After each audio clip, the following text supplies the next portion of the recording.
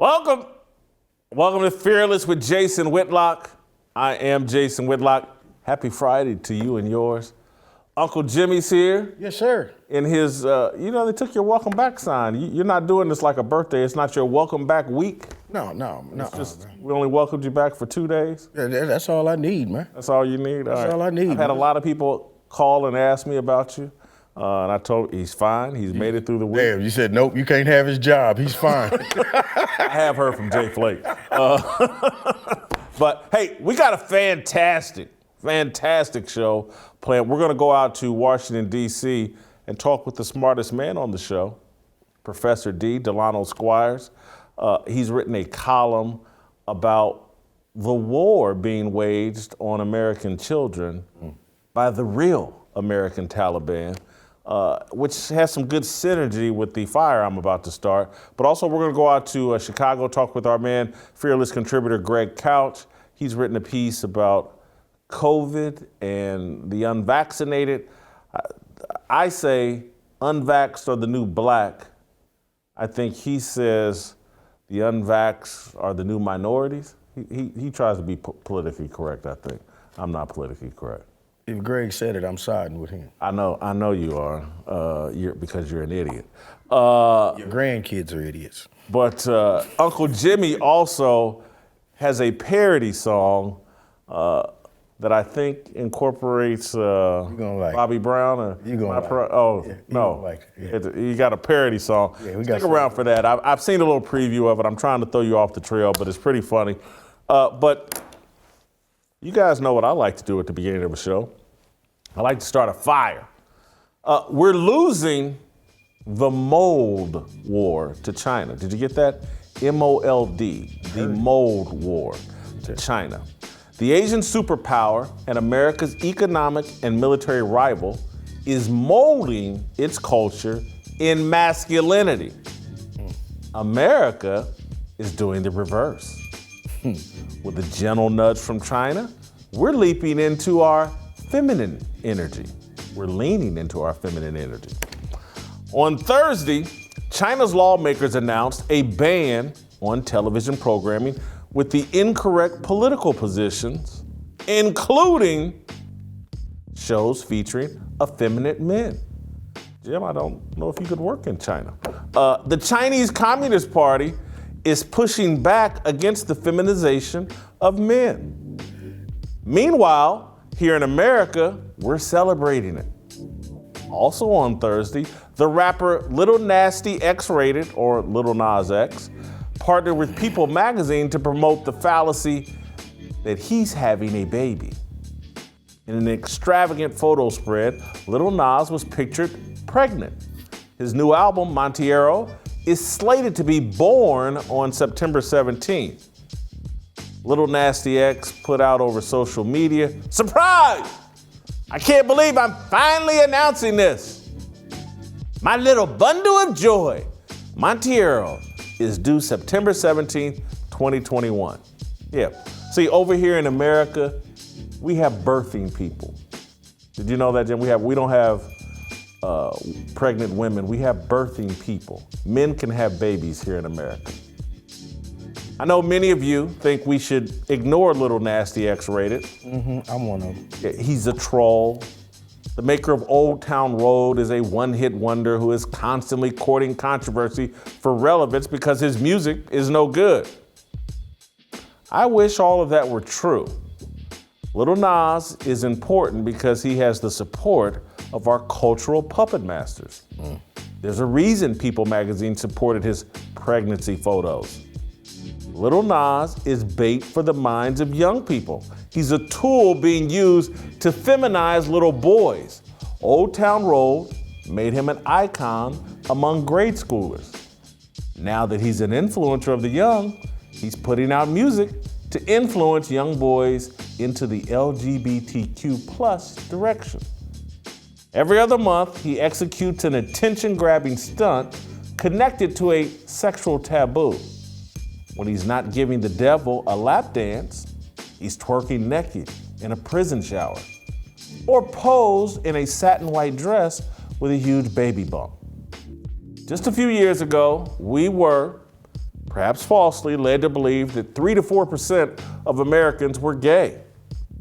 Now, when you turn on television or open a social media app, society is presented as a narrative centered around alternative sexual identities. Transgenders make up 1% of society, maybe less than that. But 50% of our conversations are centered around transgenders. This is by design and manipulation. If China is attempting to build a more masculine society, what kind of society would it love for its chief rival to adopt? America is ruled by toxic femininity. The pleasing of emotions and feelings is our highest priority. We take so seriously the protection of feelings and emotions that thought crimes are judged more harshly than actual crimes. January 6th is a great example. The rioters at the Capitol have been labeled and treated as insurrectionists, even though the damage they caused at the Capitol pales in comparison to a typical Black Lives Matter and Antifa riot. The real crime of January 6th is wrongthink. The rioters wrongly think Donald Trump was a good president. Support of Trump offends the sensibilities of feminized Americans. Man can never really fully please a woman.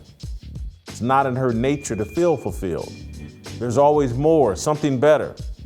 I'm sorry if that offends. It's my belief.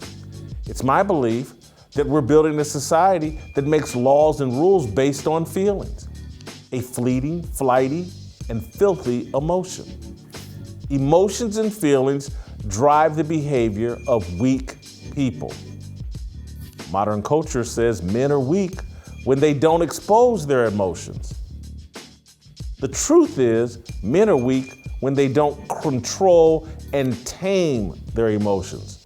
So are societies. Human beings are capable of feeling a lot of things. Biological boys feel like girls. Biological girls feel like boys.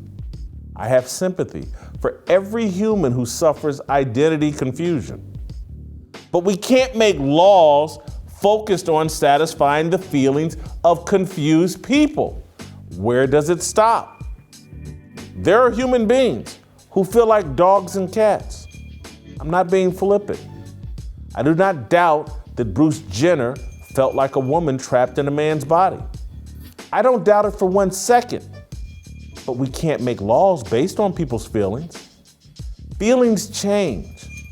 A fair society presents challenges for all of us. Should airlines be forced to exchange the size of their seats because I feel uncomfortable in a standard coach seat? There are consequences for untamed feelings and desires. I feel like eating McDonald's 5 times a day. There's a price for that. There's a price America is going to pay for its emasculation of men. China is taking steps to collect that debt. Lil Nas X is just another maxed out credit card in the mold world. You like that, Jim? I kind of heard what you did there in the mold. Mold war. That's M-O-L-D. I checked you out. I like that. That's my fire for today. Delano's got some more gas to throw on this fire with his column. But I think we're losing a major war, cultural war, to China. I'm not saying China's going about it the right way with their government banning effeminate men off TV, basically. But I get what they're doing.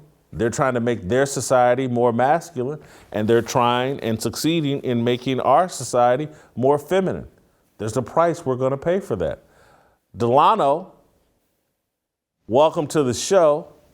Do you think I've made a decent point here in terms of China's leaning into its masculinity and we're leaning into our femininity, and there's going to be a price to pay for the directions we're leaning? So if I could add to your point, Jason, I would say this. in our country, it's not just that we're leaning into our femininity. I think we should put a finer point on it, right? The culture wants to convince men to lean into their femininity while they encourage women to be more and more masculine. And I touched on that in my piece, and I know we'll get to that later. But feminism, I'd say probably at least since the late 60s and early 70s, has told women that the best way to be a woman is to be more like a man. So reject everything about yourself that makes you uniquely feminine, right? Which is why abortion is right up there at the top of the list in terms of feminist priorities. We want you to have the sexual appetites and proclivities and orientation in terms of, no strings attached, consequence-free sex the same way men do. We want you to strike your power pose and to be aggressive the same way that men are. Because at the end of the day, our cultural elites say that they care for women and they care for children, but they really don't. They hate both because they take, as I said, the things that make women most unique, and they tell them to throw that to the side because the best way to be a good woman is to act just like a man. And China's going in the exact opposite direction. They're cutting with the grain of nature, and we're cutting against the grain of nature. And I think, to your point, we're going to see the long-term effects of that in the decades to come. You know what, Delano, yesterday I think it was, Jimmy, you made a heck of a point. I thought it was yesterday or the day before. No, I think it was on Wednesday, about Steve Harvey's book that they turned into a movie. And I actually shocked how much I enjoyed the movie, but now I understand it on a different level. Think like a man, act like a woman. Act like a man, think like a woman. No, it was Think Like a Man, Act Like a Woman. That was the name of the book. Am I right, Delano? Yeah, I think it was. Internet. I think it was Think Like a Man. I think it was Think Like a Man. Yeah, Think Like a Man, Act Like a Woman, Yeah. and that had much more consequence and meaning behind it than I interpreted at the time. It Because we were laughing at it. it was a good. We were laughing, so due to the fact that we laughed at it, it was acceptable. Now that it doesn't happen, we're like, whoa. Yeah, and because that is Think Like a Man, and you know what? The first half of it was right. The real point of the movie was probably think like a man and act like a man. Because once you start thinking like a man, how you gonna act like a woman? Right. Exactly. And go ahead, D. no, I was just gonna say, I mean, going back to your point in terms of Lil Nas X, right? At least we all three of us could say we watched the Steve Harvey movie, Think Like a Man. We got some good laughs out of it. We didn't really take it seriously. It served its purpose at the time. But what the media is doing with Lil Nas X, right, in the music industry, in Hollywood, in corporate media, introducing him to young children early through Old Town Road. And he even said, hey, if you listen to that song, I was telling you guys who I was back then. You just weren't listening. Right? Because a big part of this is the American public, which has gotten so used to doing that we don't think anymore. And we're willing to hand our children over to anybody as long as the beat sounds good or the colors are flashy or everybody else thinks that it's cool. But what we're doing, right, on one hand, it is telling women to think like a man. But as I said, it's also telling boys to think more like girls, because we're at the point now, it's not just that Lil Nas X, has a photo shoot where he shows himself as pregnant, right? And of course he's trolling, and he knows that people are going to react to it. And in a certain extent, we don't want to play too much into it. But it's the reaction from the cultural overlords, and they're the ones that are encouraging it. And I've said this before, as a parent, I know the things that I encourage, I'm going to get more of. And the things that I correct, generally speaking, I'm going to get less of. And our culture is at a point now, we're at a cultural inflection where the people who criticize Lil Nas X are the ones that get corrected. And the ones that praise him are the ones that get rewarded. And part of the issue, and this is the sort of the natural evolution of feminism, right? It's counterintuitive. The feminists went from "I am woman, hear me roar" to "this is a man's world," and they are about to erase women in the name of diversity inclusion. And there are a lot of women who are starting to wake up to that. They see it in terms of athletics. They're starting to push back, file lawsuits, make a ruckus, make a noise. But there are a lot of other women who say, no, this is good. This is great. This is the next frontier. And part of that, and Jason, I know you would agree with this. Part of that is because the LGBT movement has cloaked itself in the language of blackness and racial justice. So there are a lot of black women who were on board and will defend Lil Nas X to the death. But eventually, what's going to happen is this.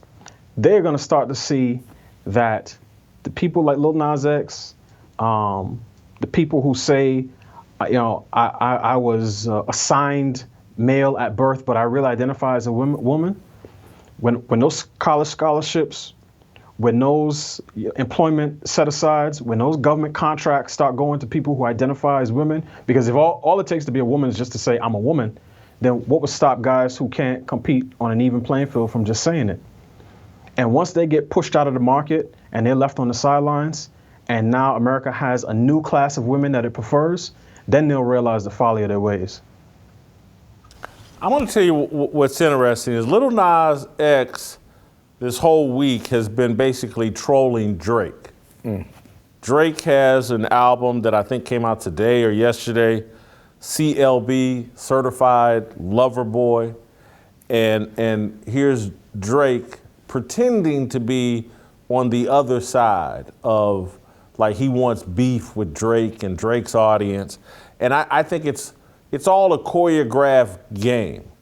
And that the dichotomy between Lil Nas X being gay and Drake casting himself as the ultimate player, playboy, or whatever, certified lover boy, I think they're actually both on the same team. And in terms of Drake is an icon for promiscuous sex, guiltless, free sex, and so is Lil Nas X, but it's just different packaging or a different way to have sex. It's just, you just a few inches away and you're in a different Literally. zone. Yes. and so it's front door, back door. It's where you want to put the money shot. Literally. And so I see all of this as it's choreographed, that they're working in tandem. The music industry are pulling both of their puppet strings, and we have this Drake is the sexually promiscuous swipe right, swipe left on Tinder guy, and Lil Nas X is on the other side for the gay movement, swipe right, swipe left. It's all the same thing, and it's all a gimmick and a shtick, and I think Lil Nas X is intentionally being allowed to use Drake to elevate himself. I think a lot of people are predicting that on the 17th, Lil Nas X's album's going to disappoint. I don't. I think it's going to be very popular. I think Lil Nas X is the most influential rapper going right now. He's figured out the art of trolling and keeping his name in the spotlight the way that Kanye West used to be able to do. And again, I'm willing to be wrong on this. Disagree if you like, Jimmy or Delano, but I think Lil Nas X right now is the most important artist in rap. Jason, if I could say something that you just said that I'm going to agree with you on. Hey, man, you'd be surprised at how many of these brothers out here really be feeling Drake. Yeah. Do you know what I mean? Yeah. You know what I mean? You got a lot of brothers that, oh yeah, I rocks with Drake. And they might as well be rocking with Lil Nas X, but you ain't man enough to come out like Nas X. Okay, I'm sorry. Go ahead. Go ahead, Delano. Yeah, I tend to think There was a time in my life where I would see incidents like this and I would just think that they were, disconnected, happenstance, coincidence. But now I'm starting to feel like most of this stuff is being coordinated. I don't know by whom, but it all fits way too nicely. And the backdrop, right? Think of culturally. This week, we had the state of Texas pass a law that will prohibit doctors from performing an abortion after a heartbeat is detected. And in the same week, we have our cultural overlords pushing Lil Nas X as a pregnant man. Now, I guarantee you, they wouldn't want to hear anybody say that he should abort his baby. If you understand what I'm saying, right? Because when it comes to black men, they want to encourage us to get pregnant, and encourage black women to kill their offspring. So I'm starting to see this as, and to be quite clear, and Jason, we've talked about this on the show, I'm equally disgusted with the type of culture that Lil Nas X is pushing and what commercial hip hop has been pushing for the better part of 30 years. I think all of it should go in the trash can. And we should start new. If we want to talk about defunding, dismantling, tearing down something, I would much rather tear down that stuff than our current whatever system that people want to talk about, capitalism or education, whatever it is. I'd much rather tear down the type of culture that we have let come into our house collectively as an American people, and specifically in the black community. I'd much rather tear that down and start with something else, because ultimately, as a Christian, I'm thinking, how do the things that are being pushed in culture, whether by, again, the media or by the government, how are those things squaring with what I know to be true about human nature, about God as a creator, and about the nature of his created beings? And these things, this is a clash of worldviews. And the question is Caesar God or is God God? And ultimately, the American public is going to have to answer that question, because right now we're being pushed in a direction where the culture, right, people, and CNN and social media and our institutions and our professional leagues, right? The NFL came out of the closet a couple weeks ago.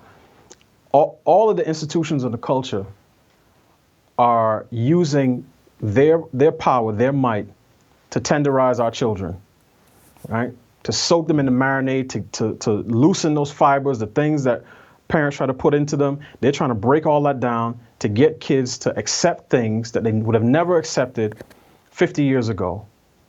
And then on top of that, the institutions of government, through our laws and our policies, want to pulverize any parents that push back, call them bigots, dox them, try to, get them called racists and lose their jobs. And it's up to us as parents, as other concerned allies, to pressurize both parties, because if not, we're going to lose a generation of our kids. That's a perfect segue, and I don't even know if calling it a segue is, you kind of previewed your column, but I kind of want you to expand and explain your column today about the real American Taliban waging a war against our children. Excellent column. I suggest everyone go read it at theblaze.com. But expound on your point even more about the column you wrote today, Delano. Sure. So, I mean, this column came together from a couple of different, incidents. One, we talked about earlier this week with the teacher and the teachers union president in Los Angeles, who said, it's not a big deal that the kids didn't learn multiplication this year because they know the words riot and insurrection. They know the difference between a coup and a protest. And to me, that was just so indicative of the direction in which our education system is going in this country, right? They're all about partisan activism and indoctrination, not the shaping of minds and morals. And that's why I mentioned in the piece, a generation ago, kids took Latin in high school, and now they need remedial English in college. So, and that just goes to show you how far we've slid in terms of being able to educate our children. So that was one piece of it, and I started with that mind. But after seeing the reaction to the Texas law, and seeing the type of weeping and gnashing of teeth. If you were an alien that came to this country and you saw the way that people were protesting, and the people on CNN and MSNBC, right, the male feminists and their allies and all the different protest movements, you would have thought that Texas passed a bill to kill children once they're born, right? The bill will literally save the lives of hundreds of thousands of children from now until, or millions of children if you want to extend it out, over the decades, if it stands.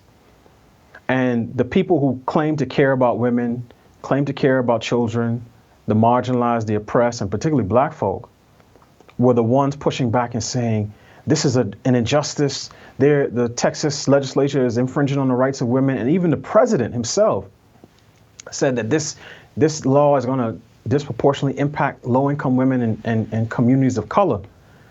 And part of my reaction is just, I wish they had the courage of their convictions to come out and say, we want a world with fewer poor and black people in it. At least then I could respect them as men, because they would be open about their intentions. But they hide behind euphemisms and weasel words. They use words like reproductive justice and healthcare. They talk about people who may become pregnant. And this is why I linked it, the term American Taliban was trending. And the people who were making it trend were trying to say that the Texas legislature was acting as, a theocratic body. But to me, I see it a little bit different, because the United States government funded gender programs in Afghanistan in the tune of about $787, I think it was $1 million. And I saw one video, I started a column with it, where a British instructor was trying to explain French Impressionist art to a room of Afghan women. And she showed a picture of a urinal, and she told them that this was really high art in the early 20th century. And you could see one of the women just shake her head and say, what is this? And that to me represents the failure of Western style cultural imperialism. And you saw part of that failure play out over the course of a couple of weeks, where the Afghan government, which received millions, or if not billions of dollars from America over 20 years, tucked and ran. Because even though they said, this is our country, we want to lead it, they didn't have the courage of their convictions. And when met with an opposing force that actually believed in something, right, they ran out of there. And I think that should be a lesson for American parents today. You know that your son is not a girl just because he likes to wear pink shirts. So don't let anybody tell you that he is, and tell you that they're caring for him by calling him Janet when he's at school, and then Jimmy when you come to pick him up. And that's really what I wanted to talk about. The fact that the left promotes a death culture. And I said it and I meant it. They hate our children. That's why they want to kill them in the womb. Once they get here, they want to confuse them and indoctrinate them in schools. Before they hit puberty, they want to get them hooked on hormones and puberty blocking drugs. Once they pass puberty, they encourage them to cut off healthy breast tissue in their genitals, right? Even while America condemns genital mutilation in other countries, we subsidize it here in the name of gender affirming care. They want kids to come up and they want to dismantle the nuclear family, even though they know that the nuclear family provides the best life experiences and environment for children. They want to dismantle that. They promote sex work and prostitution, pornography on OnlyFans. They promote drag queen story hour at publicly funded libraries, and even drag kids on TV. Jason, I actually cut that part out of the article. There's a young kid named Desmond is Amazing. Anybody wants to look it up, Google Desmond is Amazing and Good Morning America. They had him on GMA 3 years ago, and they introduced him as a trailblazer who was inspiring. And you know who the person that did the lead-in? Michael Strahan, the 200 and some odd pound Hall of Fame defensive end who that day was playing the role of cultural gelding. Because if he still had his parts, he would have said, there's no way I'm bringing out an 11-year-old and trying to promote him to our youth and not ask his parents why it's okay for him to perform in gay clubs in front of grown men who toss 1s and 5s at his feet. That's the left's agenda. So to me, I'm willing to go on this cultural kamikaze mission with you, because if we're doing it for the culture that we have right now is worth taking down. Whew. Now that's a fire, Jim. Wait a minute. Well, we don't say nothing about Dwayne Wade's kid. Jim, you almost skidded us off court. I can't go there right now. That's too much to unpack. That's too much to unpack. He just unloaded on Strahan, and we'll get to it. Not today, but we'll get to it. One thing your writing has helped me understand, Delano, because you've brought up abortion several times and coming on the show, and I respect it. You've helped me clarify my position on abortion. And I was already there, but now it's like I'm crystal clear on it, and I understand the support of abortion rights. I understand it on a much deeper level. And just listening to you talk today, here was the thought that ran across my mind, is that really what abortion is a giant symbol to me that has been imposed and instilled within American culture, is that kids really are not that important. Mm-hmm. And one of my firm beliefs for a long 40 years, even when I was a kid, I came up with the philosophy and the belief that, like, God's gonna judge us on how we handle and develop what we create. There's no more important assignment that God gives us than the raising and the development of our kids. Okay. And I look at, over the last 60 years, all the messaging, and the biggest one is abortion, is that kids aren't really that important. I mean, they stand in the way of your career. You want that second car? Don't have a kid. You want to have that second home and take that vacation? Don't have a kid. Sacrifices that people used to make for their kids, you know what? I'm going to stick in this really hard marriage. I don't think there's anything in the Bible or anybody's ever said, you know what, marriage is easy. No one's ever given you that false advertisement. Anybody I know that's been married, any minister that I've heard talk about, it's hard, but it's rewarding. And the greatest reward from a marriage, generally speaking, is the development of great young people who will turn around in your old age as parents, and will basically be your parents. And I say this in all respect to my mother and my father before he passed. Me and my brother became their parents and took great pride and take great pride in taking care of them. That's the cycle that God intends, I believe. And we've kids just ain't that important. And we're looking at a generation of kids who have no respect for elderly people and the generations before them, because we've been derelict. All of our messaging, everything that we believe, we've built a culture that has said they're not that important. They really just stand in the way of your hedonistic pleasure of the moment. And so cut corners, do whatever you have to do to disconnect from your responsibility of development of these young people. And if that means sticking a plunger up a woman's vagina to end that thing as quick as possible, that's exactly what we'll do. And if that means work that second job so you can get them that designer purse or that sports car that you want, and ignore your kids, just give them an Xbox or a PlayStation, sit them in front of that. That'll take care of it. Abortion and abortion rights are just a big giant sign that says, we don't really care about no kids.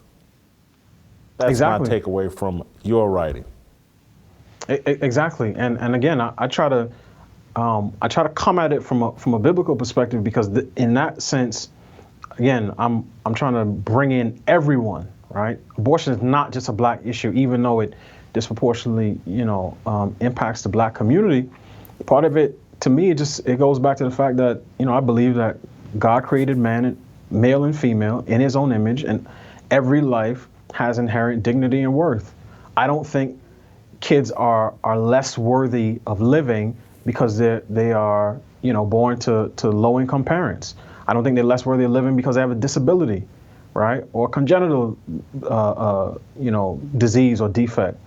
But sometimes what you'll hear on the left, they'll start to inch in that direction. But as I said, these are people who get their strength from the fact that all the people with the right views, quote unquote, agree with them. They don't have the courage to say, yes, I think more poor black women should abort their children because those kids could have difficult lives. And for me, in my mind, I always ask myself, well, how many black folk would be in America if the only black people who could have children were middle income at the time, And you can actually see over the course of decades, the black percentage of the American population in 1970 was about 11%. And right now, it's probably a little under 13%. So in 50 plus years, it really hasn't moved at all.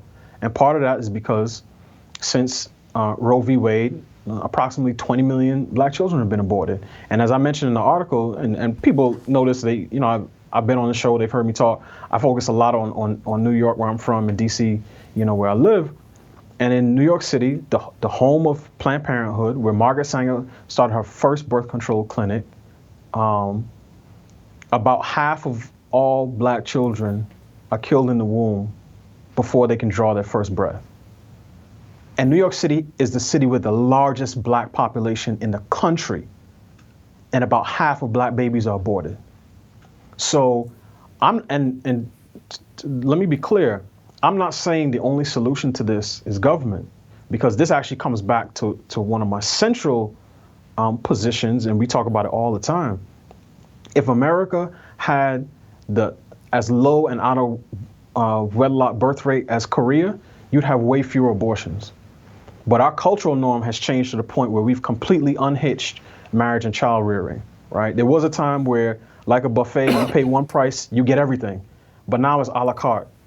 Well, we're not really in a relationship, but we just want to have kids, and that's become the norm. And particularly in our community, and especially in low-income black communities, it's probably closer to 9 out of 10 kids who are born to parents who aren't married. So I don't care what policy positions, who you elect, school choice, any of that stuff. If black folk get reparations, in my mind, there's no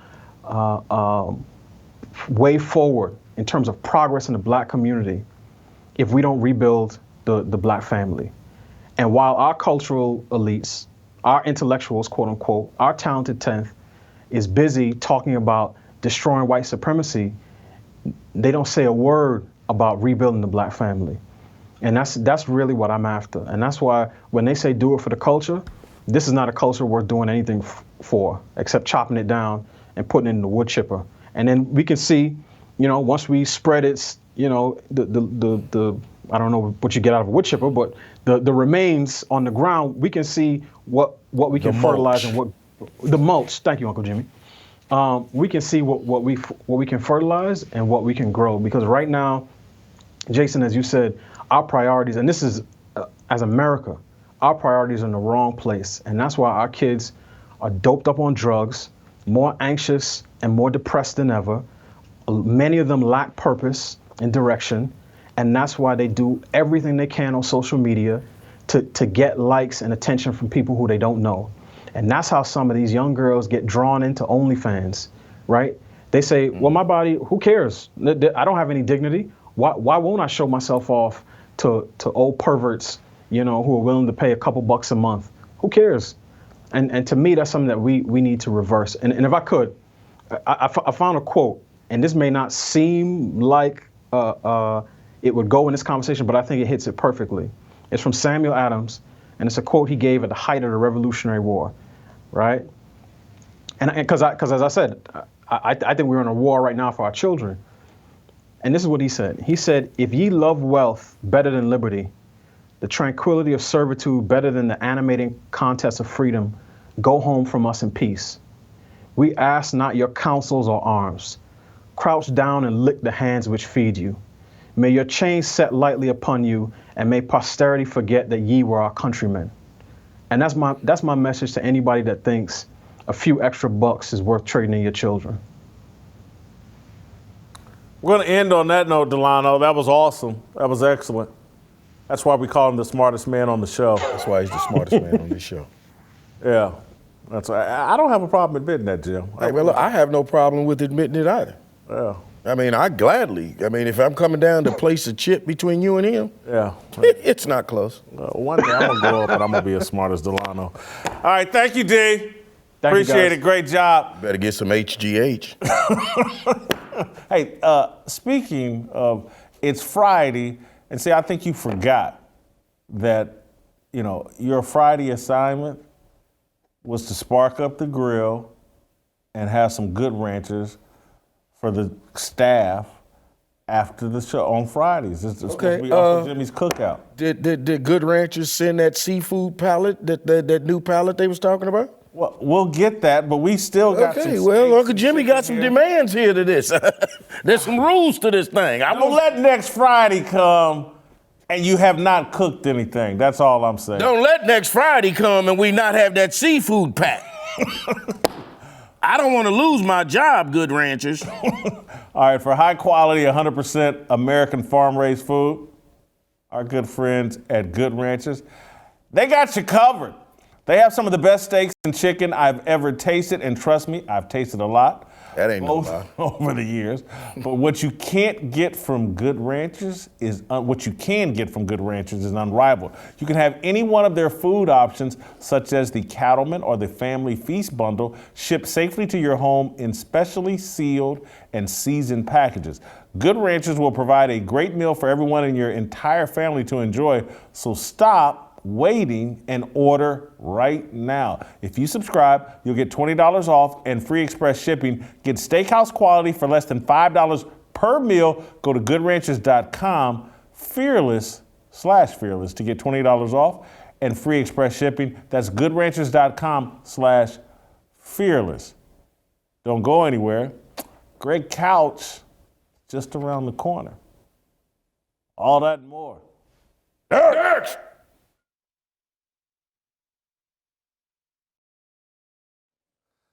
Welcome back. Time to roll out to Chicago and check in with Uncle Jimmy's alleged favorite sports columnist of all time. How can Greg Couch be your favorite sports columnist? You've been reading my columns for 30 years. Exactly. And you know what? And in all honesty, your columns were the greatest columns that I had read probably for the first 6 months that I had started reading you. And I just like the fact that Greg is coming in bringing some new blood into the industry, and I just appreciate it. He's just a breath of fresh air. The man, what? He's been around longer than I have. Okay, and he's aging a hell of a lot better than you, Jason. Come on, man. All right, well, let's bring in Greg. He wrote something today about Corey's Indianapolis Colts, although Corey claims to be a Bears fan. The Indianapolis Colts got a little COVID controversy. Carson Wentz, their quarterback, hasn't taken the vaccine. I guess they got the lowest vaccination rate allegedly in the National Football League. And the quarterback of their defense, Darius Leonard, the linebacker, he hasn't taken the vaccine, and I guess he talked about it. Greg found all this very interesting, as did I, but I'll let Greg explain. What are you griping about, or what are you writing about today, Greg? I just thought it was interesting that I think that the mob rule here has created a new form of minority, unvaxxed Americans, okay? Carson Wentz is saying that, he hasn't gotten the vaccine. He said that he stays up all night thinking about it, and because he knows that he's hurting the team by not getting it, and at the same time, he's not comfortable getting it. And the media come back, and the one I mentioned specifically in this column was Greg Doyle of the Indianapolis Star, and he comes in and says, well, this is how selfish Wentz is. He's not paying attention to help his team, and if the Colts want to cut him right now, I'll be glad to help him pack and drive him to the airport to get him out of here. I mean, they're not even listening to what Wentz is saying. I mean, he's not saying that he's not into worrying about his team. He's saying that he stays up at night thinking about it. So, yeah, I think Darius Leonard stepped in, the stud on the defense, and stood up for Wentz just by saying, here's what I think. Here's why I'm struggling with getting the vaccine or not. And I think that's what we need more of. The media are supposed to be here to stand up for the voiceless. And, that's what you asked me once a while ago, what did I do as a writer in Chicago that meant the most to me? And I said it was about standing up for the little guy. The Cubs used to have a ticket scalping operation that was basically illegal, and they were running against Cubs fans. And I was finding taxi cab drivers and showing how they were, affected by it. And I realized Carson Wentz isn't exactly a taxi cab driver trying to make a living, but I mean, the lesser players and then even some of the star players like Wentz who are unvaxxed are being treated like a minority with no voice. And so I like it that Leonard stood up and said something, and I wish the media would ask the questions and we'd be able to get more answers from the star players like that. The thing, I read the piece and I had previously read or heard about, I saw something Greg Doyle put out, basically attacking Carson Wentz. He had some little quip about buying him a ticket out of town if he wanted to. I think Greg just mentioned. And I got to be, it irritates and pisses me off because Carson Wentz is being mistreated. And I know he's worth a lot of money. He's made a lot of money in the NFL. But this bullying of unvaxxed players is bogus and BS to me, and it's not what the media is designed to do. And they are it's like the unvaxxed is the new black. That should be the TV show that they come out with instead of, what are they, orange is the new black? Unvaxxed is the new black. And Blackish. Yeah, blackish. And so Greg, I'm gonna be honest with you. I've got a history with Greg Doyle. It's not personal on my end, but the guy used to troll me in the other iteration of himself. Since he left, he was with CBS Sports, and he was this troll columnist for CBS Sports, and he's kind of remade himself over at the Indianapolis Star, but he's still a troll because he's trolling Carson Wentz. There's no proof. No one has argued that Carson Wentz was selfish in Philadelphia. They said he didn't connect personally with the wide receivers, and they said he couldn't stay healthy on the field. But now we got this little personal attack on Carson Wentz, and he's allegedly selfish. How can somebody be selfish about their own personal health? You're supposed to be selfish about your own personal health, right or wrong, Greg? Of course. I mean, it's a personal issue. And I don't expect Doyle to be standing up for anti-vaxxers if that's what he doesn't believe in, but he needs to at least hear what the guy has to say. I mean, just listen and don't just, like you said, don't just troll or take a cheap shot. That's what everyone's doing. They're just barking at the moon here. You've got anti-vaxxers barking at the anti-vax moon and the vaxxers barking at the vax moon. No one's listening. No one's paying attention. That's really why I liked what Leonard did, Darius Leonard. I thought he really maybe opened a conversation that could be useful and maybe can turn things around a little bit, especially in the NFL. Well, what I like about what Leonard did is, and look, he's not a professional broadcaster. He's just a pro athlete. He's not some writer. But there is a side to the unvaxxed story, and we're acting like there is no side, like they don't have a right. Again, by injecting the term selfish into this, if there's one area where every human being has the right to be selfish, it's their personal health. Your personal health isn't a group thing. And I understand that we can all get COVID and that perhaps there's an argument that Jimmy's vaccination status could impact Corey's. Perhaps. But there's all kinds of information flowing both directions. Everybody's acting like they're an expert on this. And what Darius Leonard said is like, hey man, I'm trying to figure this out. I'm reading both sides of the arguments. I'm taking that all into account, but I don't need to be rushed into this decision. I think that's a perfectly legitimate stance. And this whole notion that, oh, if guys would just think about their football teams and take this experimental vaccine. Well, hold on, man. These same football players are playing through injuries and taking Toradol. They're doing all kinds of unselfish things. And So this should just be one more thing. It shouldn't even be that much. totally disagree with that, Jim. I'm actually being a little bit. No, I get what you're being. Well, the fact is, we asked you to take all these other drugs. Now all of a sudden, you don't want to take this little shot. Many shots as we give y'all before the game. Now you don't want to take this little one. Well, I'll say this, and Greg, feel free to jump back in here, but I'll say this. With Toradol or whatever else they're taking, steroids, whatever it is, there have been major studies done over the course of those drugs that tell you the exact side effects. We don't know about the side effects of these vaccines. There haven't been major studies done.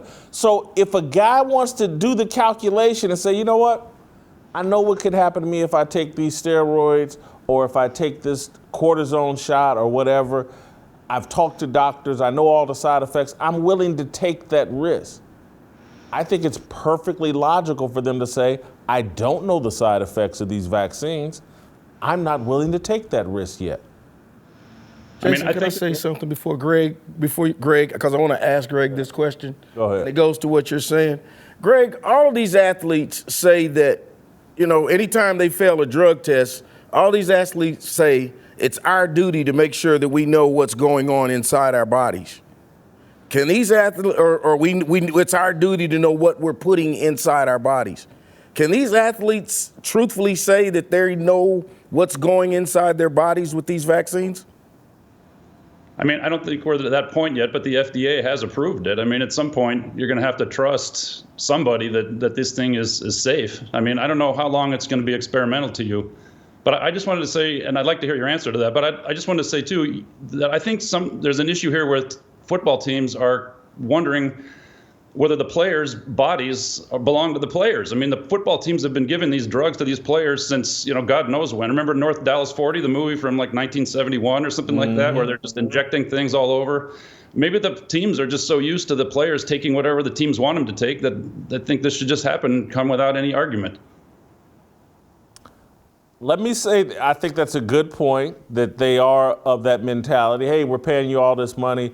We'll tell you what to take. You do it. And look, the movie North Dallas 40 was basically an objection to that culture.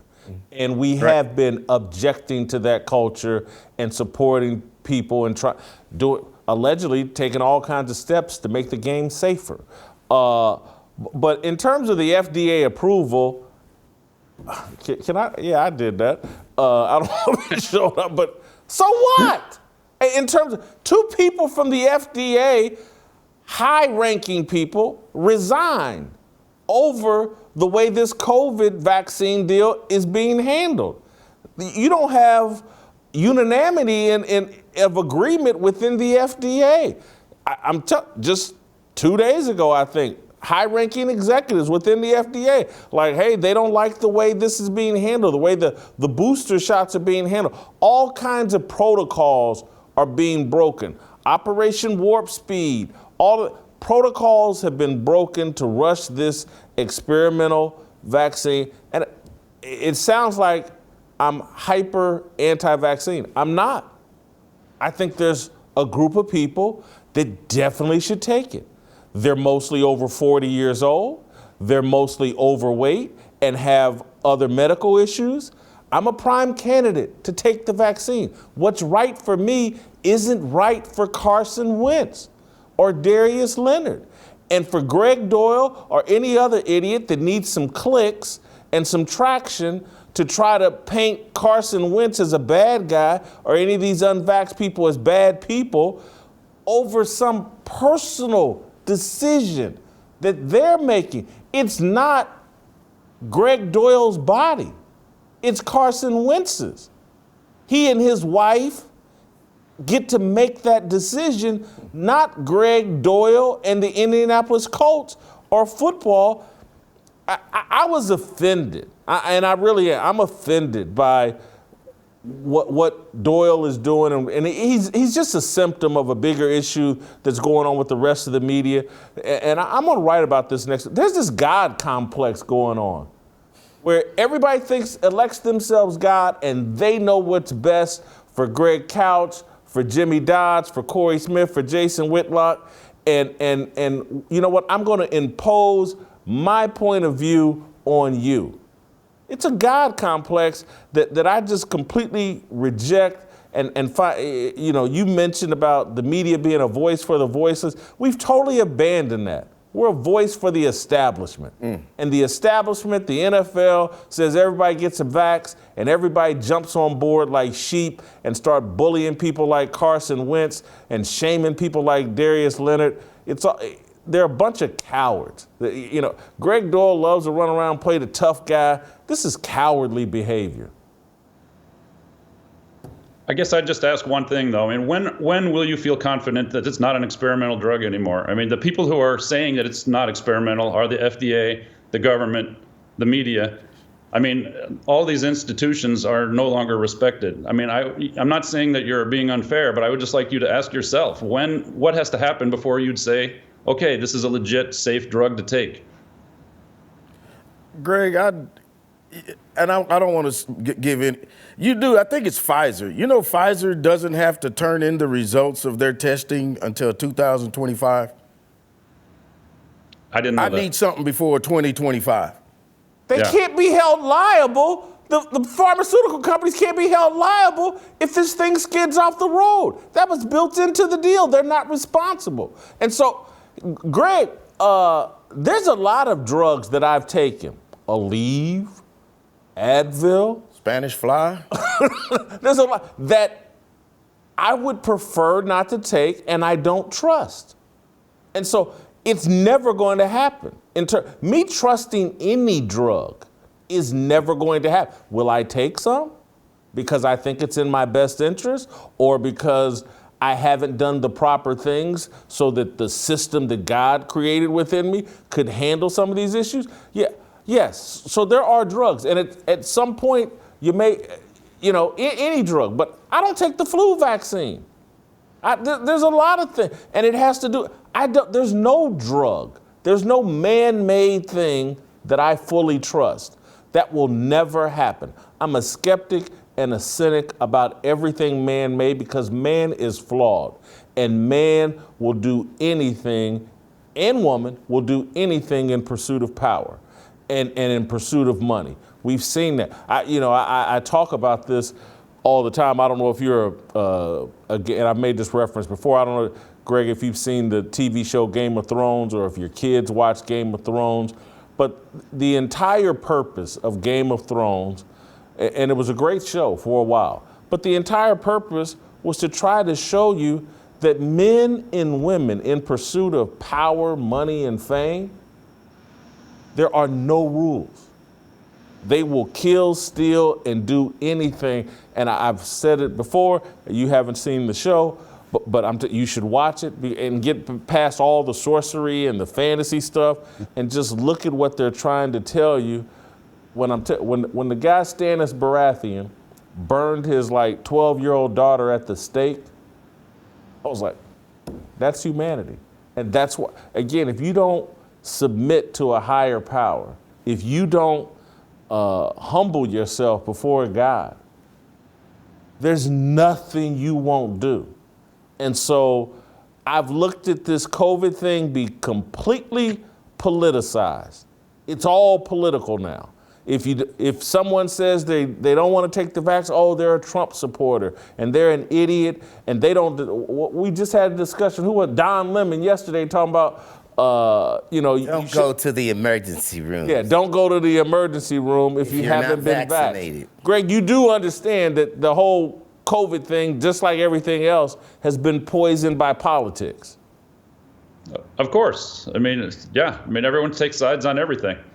But I mean, the vaccine's been out there for close to a year now, or 3/4 of a year. And I would like to think there's enough data to show that there's not a lot of people who are dying from the vaccine. And I realize what you're saying about people aren't dying necessarily at a fast rate for young people, athletes, but when I was a little kid, I was running across a busy street in Chicago, and my mom, let me know about it later that I wasn't supposed to be doing that. And I could have said, hey, well, I didn't die when I was doing it. I mean, yeah, but I could have. I mean, there's a greater chance that I wouldn't be in trouble if I had just done the right thing. So, I mean, I don't know. I just think people look at the numbers in a skewed way, but to your point, they're looking at them in a political way too. So, I guess you just have to go with your gut on this, which is sort of the point about the whole Carson Wentz thing. He's got a gut, he's got an interest in it, and someone needs to be able to hear what he has to say about it. Almost all human behavior, all human activity, there's a calculated risk to it. I can sit in this chair for the rest of the day, or I can take the risk of standing up and possibly walking to my office and tripping on the way and dying. It happens. Cars crash all the time. There are more people dying in car crashes than from COVID. We're not outlawing cars, and anybody that drives is being selfish. You know how many people die in car crashes? You should walk.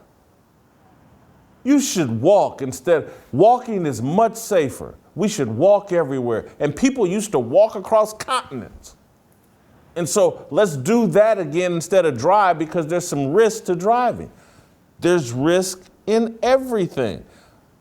Because of politics, we've pretended like this virus is something the world has never, ever seen before, and we must eliminate all risk of it, even though less than 1% of the people are dying from it. That's what I was going to say. You make the argument that no one's dying from the vaccine. Ain't nobody dying from the virus. Not many. Fat people are. You should be worried about me, Greg. Don't worry about Carson Wentz. Don't worry about Darius Leonard. That's my point to the NFL and everybody, is worry about me. Make sure I've been vaccinated, triple vaccinated. But these young people that are in great shape, leave them the hell alone. I'm going to be honest with you. If I catch you in your office sleep again, I'm going to jab your ass straight in the neck. First chance I get. I got a vial right there in my office. Let me catch you sleep. Yaga! Sorry, Greg. Go ahead. I just want to say, that's no reason why not to try to mitigate the risk. I mean, we still have speed limits on the roads, so fewer people will die when they're in their cars. You're supposed to wear seatbelts, so fewer people will die. I can't remember which one it was, but there was a player in the Colts in the summer who said that he had gotten the vax just because he lives with his grandparents or he sees them a lot and he doesn't want to make them sick in case he gets the virus. He wasn't even really worried about whether he was going to actually be physically sick. He didn't want to make other people sick. So I think there are other things to factor. Yeah, there's a risk for everything. So let me just say this. I have a mother. She'll be 82 in December. And I go around her and around other members of my family, and I have, whether I'm vaccinated or not, I have the same opportunity to pass my mother the COVID, the virus, as anybody else. My mother's double and triple vaccinated. You know how I take care of my mother? I put her in a nice house in a gated community, car, furniture, allowance. I was going to say, I do all kinds of things to make sure my mother's good and other people in my family are good. You're not going to convince me that this vaccine is some debt that I owe my 82-year-old mother. I'm just not going there. There's risk to life. The damn car I got her, she can't see at night. She could die in a car wreck because I got her a car. There's risk to anything you do. I give her spending money. She loves to go gamble. She can get robbed out gambling somewhere. Buy her some chicken. She can choke on the chicken bone. There you go. So it happens. All right, I gotta go. I gotta keep moving. Uncle Jimmy's we gotta do a parody song. I got a little something for you. You gonna got like something this. Cooked up. Yeah, you gonna like this. You dressed up like Bobby Brown or something today. Don't worry about it. Get out of my personal business. It's your prerogative. All right, go to youtube.com/Jason Whitlock. We got our approval rating on Lil Nas X also. All that and more. Looking like a fly time, feeling all kinds of free. These words are apologizing, no regrets in our decisions. We all wanna go to heaven with freedom. It's my obligation, no hate, discrimination, raising up your hands for freedom. All right, welcome back. Uncle Jimmy's says he's got a special song cooked up for us. You know, Oh, yeah. Moved your chair. Oh, I needed some room. I was gonna need some room for this one. You dress. What you got your? What do they call it? Cross. You got your best cross color gear on. Jump, jump. Hey man, like the song said, what we're gonna do here is go back, way back. All right, so back in the time. Yeah, we've spent all week talking about COVID and your battle with COVID, and spent all week talking about vaccines and unvaccinated people, and so. They tell me your song is an ode to the vaccine. Hey man, I had to go back. I had to go. I had to go back to the days of BBD. Oh, you Belle Biv DeVoe. Belle Biv DeVoe. Not crisscross. You dress like crisscross. Well, I know what you might think, but remember you didn't know Houdini was a rap group either, right? So we're not gonna worry about that. Go ahead, Michael Bivens. I'm gonna drop this off, man, because as far as my opinion about the vaccine, I'm like Belle Biv DeVoe. You know how the song goes dun dun dun dun dun dun dun dun. Dun, dun, dun, dun, dun, dun, dun, dun. And then what do they say? Poison, poison, poison, poison, poison. That's what I think, okay? But anyway, they break it down and they be like, hey world, I must warn you. I see something strange in my mind. He said, this situation is serious. And I'm worried cause we're running out of spine. See there, y'all act so smart, but evidence was mixed from the start. See, Jason, this is the part that killed me. You know what I'm saying? They say, it's driving me out of my mind. And why's the truth so hard to find? I can't get her out of my head. I miss her, I wanna kiss her, I love her, but I can't. Cause they want me to take that poison. Now Fauci going around talking about, if I was you, I'd take precautions. Even though you already got a shot, these things come in portions. Boy, you can't say. How many more shots you got? See here? See, this is the part that killed me, Jason. It's driving me out of my mind. And now not one mask can I find. I can't get her out of my head. I wanna kiss her, I love her. I'm sorry, Granny, but they want me to take that poison. You should never trust a little nut in a smile because he's poison. Yeah, man. That Fauci scheming, he makes you think you're dreaming. Jason, he's the one that's the screaming demon, yeah. Hey, Fauci, you know what? You know how I know you a loser? That's because Bill and Melinda Gates, they used to do you. That's how I know you've been poisoned.